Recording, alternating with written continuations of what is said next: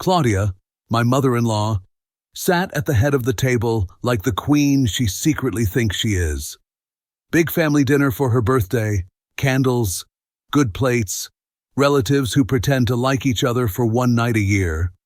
Her younger daughter, Lauren, my sister-in-law, floated around filling glasses like a cheerful waitress no one tipped. She laughed at everything, including her own laugh. And Selene, my wife, sat next to me in her navy dress, sipping her wine slowly. I could tell by the way she was smiling that she was building up to something. Halfway through the main course, she tapped her glass with a spoon. Oh boy, I thought. The room went quiet. I just want to say a quick toast, she announced, standing up. To Mom, she started, and everyone echoed. To Mom, clinking glasses. But Selene wasn't done. You know, she said, turning her body slightly so the whole table could see her. Yesterday, Dorian and I argued about our vacation. Nothing serious, just a little debate. But it made me think. Some husbands are very sure they're always right. Some even think they're irreplaceable. She paused for effect, eyes flicked toward me. And let's be honest, she continued, smiling sweetly at Claudia. Mom figured out 20 years ago that Dad wasn't as irreplaceable as he thought, and she's been living her best life ever since. Maybe we should all think about how irreplaceable our husbands really are. The room erupted with laughter. Lauren actually slapped the table. Someone whistled. One of Celine's friends raised her glass and said, "Preach." I sat there, silent, holding my fork. Claudia tried to keep smiling, but it looked forced. I slowly raised my own glass. You're absolutely right, I said, my voice calm, almost cheerful, and drank. The laughter thinned out like someone had turned down the volume. A few people glanced between me and Selene. Claudia coughed into her napkin. Well, she said brightly, who wants cake? And just like that, the conversation shifted to dessert. I spent the rest of the night doing my best impression of a good husband. I smiled when people spoke to me. I complimented Claudia on the roast. I helped Lauren clear plates. Inside, though, something had clicked. Not anger, not shouting in my head anger, just a switch flipping. Selene noticed the quiet on the drive home. She stared out the window as the streetlights rolled past. You knew I was joking, she said finally. Sure, I said. Best jokes are the ones that need explaining after the fact. It wasn't about you. Of course not, I said. You were talking about the other husband at your mother's birthday dinner. She shifted in her seat. You're being dramatic. Probably, I said. But I guess I need the practice. We went to bed without another word. The silence had structure, like furniture. Solid, heavy, there whether we wanted it or not. The next morning, I put on a shirt that felt stiff, tied the same tie I always tie, and went to work like nothing had happened. I read emails, nodded in meetings, listened to a grown man say, synergy, like it was a spell that could solve all our problems. But under all that, something was running in the background. Not loud, just steady. At lunch, I walked to the bank instead of eating at my desk. Transfer from joint savings to personal checking, I told the teller. Do you need your spouse to? No, full access. Both names, I said, she typed. Numbers moved from one box to another. That was all. That was a lot. Our vacation on a brochure became fuel for an engine that wasn't built yet. 3 exits down sat the Ford dealership I'd looked at online, the way people look at houses they won't buy. I told myself I'd browse. I parked in a clean space and walked in under bright lights that made every color confess. Then I saw it. A black Mustang GT fastback. The paint was so shiny, it looked like it had swallowed the sky. Some cars ask for permission. This one didn't. The salesman appeared like he'd been waiting for me all day. Beautiful, isn't she? She is, I said. He opened the door. The leather smell hit me, clean and expensive. Want to take her for a spin? I didn't call Selene to ask her opinion. I didn't think about cruise brochures. I just nodded. We hit the road. The engine made a low, confident sound. Not loud, just sure of itself. The salesman rattled off numbers. Horsepower, torque, 0 to 60. I heard them, but what I really heard was something in my chest saying, yes. Back at the desk, I signed papers. He said, great choice, and you'll love it, and congratulations. And I thought, I'm not buying a car. I'm drawing a line. He handed me keys like an invitation. I took them like a decision. I drove home slower than I had to, because sometimes it's better to savor a moment. Neighbors turned their heads. One guy watering his lawn gave me a thumbs up like we were in some secret club. A kid on a scooter stopped and stared like I was a parade float that took a wrong turn into his life. Celine was waiting at the door. Her face went through 5 emotions in 3 seconds before it landed on furious. What is that? She demanded. A car, I said. Where's our car? At the dealership. Career change. Dorian, we have a cruise. We had a cruise, I said. Past tense. You canceled it? Yes. You did that without asking me? You didn't ask me last night. You just made a speech. That was a joke. This is my joke, I said. She folded her arms so tightly her shoulders rose. You can't just decide things like this. I did. Apparently I can. You're being immature. Maybe. Or maybe I just matched the energy. She stared at the Mustang like it had personally offended her. This is reckless, she said. It's honest. You said husbands are replaceable. I replaced something with what? With something I actually want. We stood there, letting the sentence hang between us. I walked to the fridge, grabbed a plain beer, and leaned on the counter. So that's it? Celine said. You buy a Mustang, drink a beer, and pretend everything's fine? No, I said. It's not fine. But now it's clear. The next morning felt different. Same house, same coffee maker, same kitchen counter with the faint ring from Celine's wine glass. But the air had changed. Or maybe I had. I didn't put on my usual work uniform. No stiff shirt, no tie that made me look like a middle manager auditioning for respect. Instead, I wore jeans and a clean black t-shirt, the kind that actually fit. Sunglasses I hadn't worn since last summer. Celine was at the kitchen table scrolling on her phone. She didn't look up. Where are you going? She asked flatly. To work, I said. And maybe somewhere that isn't work after. You're doing this to punish me. I'm doing this to stop punishing me. Same thing. Not even close, I said. I grabbed the keys. The Mustang was waiting in the driveway, morning light bouncing off its hood. The engine came to life with a low growl that felt like it was aimed at my spine. At the office, I parked in the far row on purpose, where everyone coming in could see it, and they did. Holy crap, whose car is that? Someone asked near the entrance. It's mine, I said, walking past. Midlife crisis? Another guy joked. No, I said. Midlife upgrade. People nodded the way people nod when they see someone do something they secretly wish they could. Inside, work was the same. Emails, meetings, coffee that tasted like burnt dirt. But I was different. I caught my reflection in the window and saw a man who suddenly looked like he had options. At lunch, I didn't eat in the break room. I drove. Long way around the city, no destination, just me, the road, and an engine that sounded like a dare. I ended up stopping at a small clothing store I'd passed 100 times and never gone into. The clerk measured me and said, "You've been wearing the wrong size." "Yeah," I said.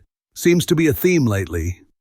I left with 2 shirts that actually fit my shoulders, a pair of jeans, and a leather jacket I had no business buying but did anyway. Back at the office, Pamela, my boss, caught me at the coffee machine. "Dorian," she said, nodding toward the window. "That your car out there?" "It is. Very shiny. Very fast, too," she smiled. "Midlife crisis?" "Midlife clarity," I said. She tilted her head. "Don't quit on me. You're good at what you do. I'm good at other things too, I said. Must be nice, she said, and walked away. After work, I didn't drive straight home. Instead, I drove to the fancy cafe where Celine and Lauren go every Friday to catch up, which usually means talk about other people's lives. Big windows, minimalist decor, overpriced muffins. I parked the Mustang right in front, in the spot you usually save for city councilmen or wedding photographers. I didn't go inside. I just sat there, scrolling my phone, engine still warm. It didn't take long. Lauren spotted me first and pointed like she'd just seen a UFO. Celine turned, froze for a second, then narrowed her eyes. My phone buzzed. Celine, what are you doing here? Me, trying new places. Celine, you don't even like this cafe. Me, I like the view. I stayed exactly 3 more minutes, then started the car, letting the exhaust growl just enough to turn heads, and drove away. When I got home, the sunset made the car look like trouble parked in the driveway. I left it there on purpose, where the neighbors could see it. Celine was waiting in the living room, arms crossed. Did you seriously just drive to my cafe to show off? She asked. I drove to a cafe, I said. What you saw is between you and your interpretation. You're being cruel. No, I said. I'm being visible. You want attention? Yes, I said. From my wife. She blinked at that, like she wasn't ready for the honesty. This isn't how marriage works. Good, I said, because how it was working wasn't working. She pressed her hands to her temples. We should talk to someone. A therapist, maybe. But first, we talked to each other, and we stopped talking to rooms full of people who didn't marry us. It was a joke, she said again, softer this time, like lowering the volume might change the meaning. Then this is a joke too, I said. Let's hope we both learn something. The next evening, Claudia showed up. She never just drops by. When Claudia comes over, it's an event. She sat at the kitchen table like a judge, perfectly calm, perfectly polite, which is worse than yelling. People are talking, she said, folding her hands. They talked at your birthday too, I said. They were great at it. She gave me a look that could smooth wrinkles off a shirt. Celine shouldn't have said that, Claudia admitted. Celine shifted in her chair. It was a joke. It landed wrong, Claudia said, which is mother code for it was wrong. I bought a car, I said. That landed exactly where I wanted. Claudia tilted her head. Is this about power? No, I said. Respect. She turned to her daughter. Do you respect your husband? Yes, Celine said quickly, staring at the table. Do you show it? Claudia asked. Celine's mouth opened, then closed. Not yesterday. Good, I said. We're getting somewhere. Claudia suggested therapy, date nights, communication exercises. Those are fine, I said. But I have 3 rules. 1. No public statements. Not at parties, not at dinners, not anywhere with an audience. Celine nodded once. 2. If we have a problem, we talk to each other first. Another nod. And 3. I make decisions about my time and money without asking for permission. I'll listen, I'll consider, but I won't ask, Celine glared. So, I don't matter? You matter enough for me to stay, I said, but not enough to run me. Claudia's eyebrows went up slightly, but she stayed quiet. And if I don't agree? Celine asked. Then you were right. Some husbands are replaceable. The kitchen went very still. I don't want a divorce, she said finally, quick, like she was afraid the words might escape. I don't want the old marriage, I said. Pick. Nobody moved. I stood, took the keys, and let the engine say what I didn't need to repeat. The street opened. The night welcomed. I drove until the air felt like it had washed itself. Time passed in useful pieces. I went to the gym 3 mornings a week. The trainer, Gabe, spoke in complete sentences but never long ones. Hips back, chest up. You've got more. He didn't clap for me when I finished a set. He nodded once. That was better. At home, I fixed the hinge that squeaked every time you looked at it. I replaced the kitchen bulb that made everything the color of a bad decision. I cooked steak with salt, pepper, heat, patience. Celine watched me plate it like it might jump. Lauren came by with the confidence of someone who believes she's the designated league therapist. She held a reusable coffee cup and a look that rehearsed concern. "Dorian, everyone thinks you're having a crisis," she said. "I am," I said. "It's called a life." "You bought a loud car?" "I bought a clear sentence," I said. "You're changing everything." "I'm changing me. Everything else is doing what it needs to do." She blinked. "You were nicer when you were boring." "I was quieter when I was bored," I said.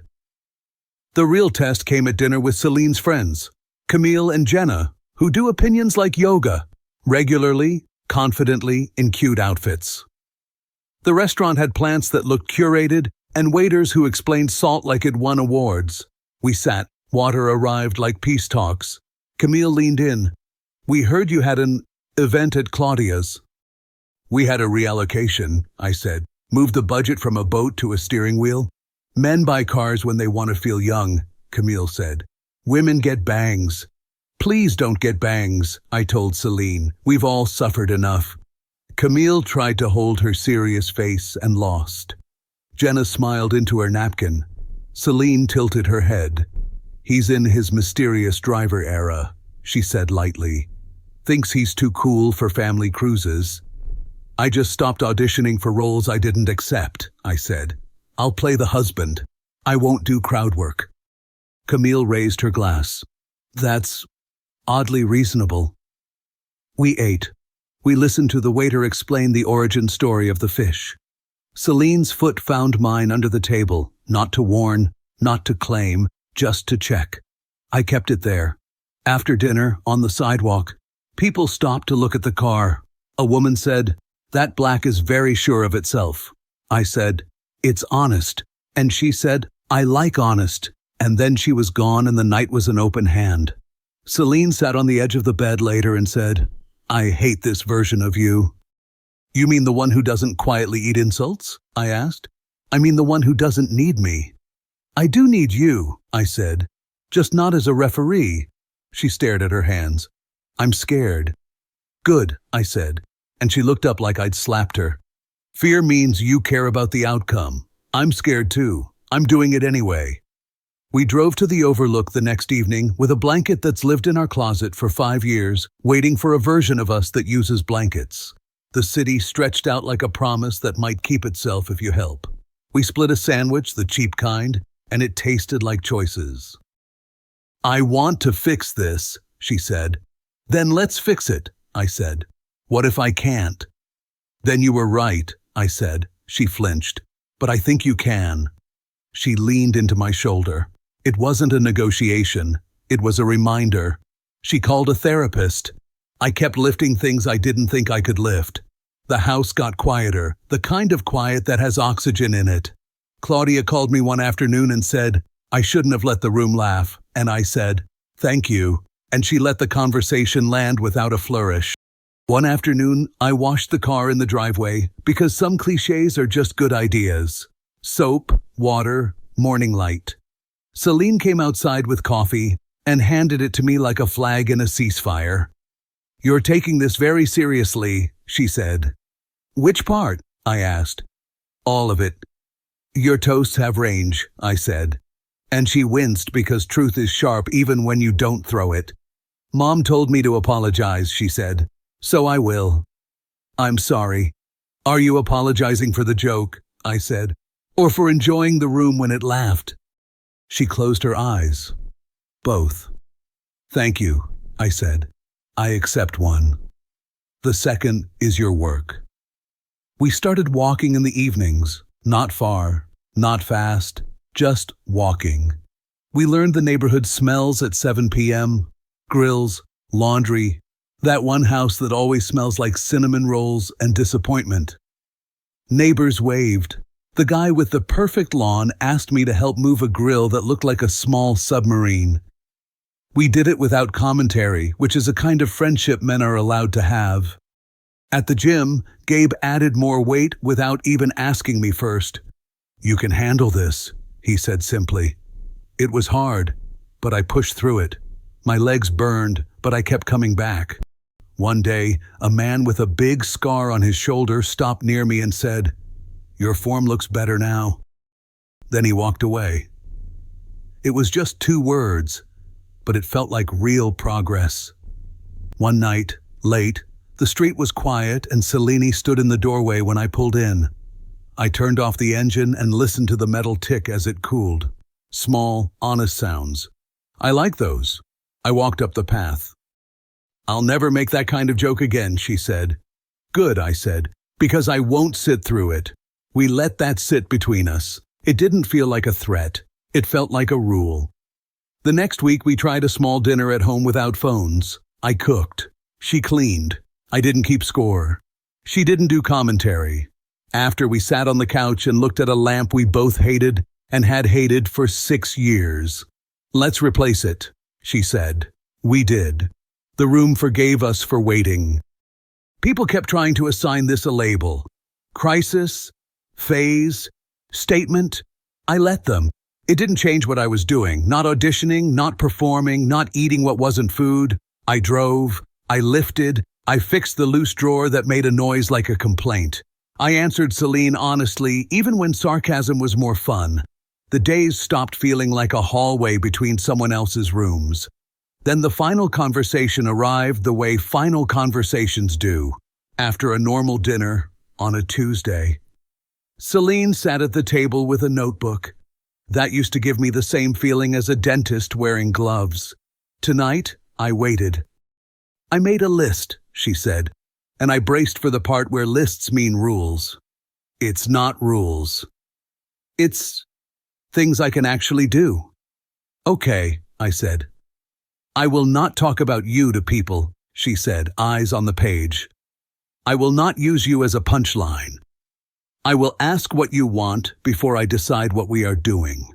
I will stop managing you like a project. I don't like you when you're a project. I don't like me when I'm a project either," I said. She kept reading. "I will be curious in private and respectful in public. I will tell my sister to limit her help to recipes. I will stop confusing drama for intimacy, and I will ask you to tell me the truth even when it's inconvenient." I nodded. "That's a good list." She finally looked up. "What do you need from me right now?" "Consistency," I said, "not intensity." She wrote that down. "And what do you offer me?" "Same," I said, "plus steak." She smiled, the kind that starts in the eyes because it has somewhere to go. "I miss us when we were easy." "Me too," I said, "but easy didn't keep us." Maybe honest will she closed the notebook. The room didn't cheer or play soft music. It just held. Later that night, in bed, she turned off her lamp and said into the dark, "You looked steady today." "I felt steady," I said. "Keep it," she said, and her hand found my arm and stayed there like it didn't need permission. Toward the end of the week, Camille texted Selene a quote about loving the person your partner is becoming. Selene showed it to me and rolled her eyes at herself. "I hate that this helps," she said. "Good help is annoying sometimes," I said. We scheduled one session with a couples therapist. We didn't perform. We told the truth in short sentences. The therapist nodded in a way that said, "I can't fix you, but I can keep you from slipping on your own floor." After, in the parking lot, Selene leaned against the car and said, "I don't want to lose you." I said, "Then don't," and she blinked like I'd used a magic trick when it was just a door. I still drove at night sometimes because the road at night is honest. When I pulled into our driveway, the house didn't look like a stage anymore. It looked like a place people live when they try. I turned off the engine and listened to the tick, tick, tick of metal cooling. Honest little sounds that mean something happened and is still happening. Selene stood at the window, not watching the street, watching me. Not measuring, not grading, just watching. I walked in and she said, "Hi," like a real word, not a placeholder. I said, "Hi," Back, put the keys on the hook, and let the house take me. I turned off the porch light. The neighborhood quieted down until the only sound left was the car cooling and our breathing settling into the same patient rhythm. Somewhere a dog told another dog a story. Somewhere a streetlight flickered and decided to keep going. I closed my eyes and let the day be done. Tomorrow would test us again. Good. Tests are how you learn what stays. And for the first time in years, I liked our odds. A month later, we were back at Claudia's house. Same long table, same candles, same plates that clicked when you set them down. This time there were fewer jokes, less noise, not awkward, just quieter. Claudia raised her glass halfway through dinner and said simply, "To family." Everyone repeated it. No one added anything clever. Celine looked at me across the table. There was no smirk this time, no sideways glance waiting for applause.